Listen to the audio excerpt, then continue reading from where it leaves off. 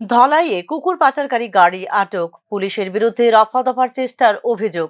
ধলাই জেলার ছৈলেংটা ঘাগড়াছড়া এলাকা থেকে একটি কুকুর পাচারকারী গাড়ি আটক করেছে পুলিশ। এই ঘটনায় গাড়ির চালক সহ ৩ জনকে আটক করা হয়েছে। তবে পুলিশের বিরুদ্ধে এই মামলাকে রফা দফা করার চেষ্টার গুরুতর অভিযোগ তুলেছেন ঘটনাস্থলে উপস্থিত স্থানীয় মানুষ।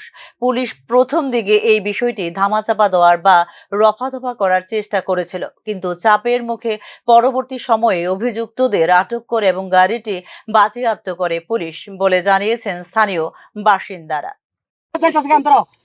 ডেলি রাত্রে গাড়ি লিয়ে যা, ডেলি রাত্রে আপনারা জানেন না কাহিনী। আমি তো দেখি কয়দিন ধরে ব্যবসা খাই যা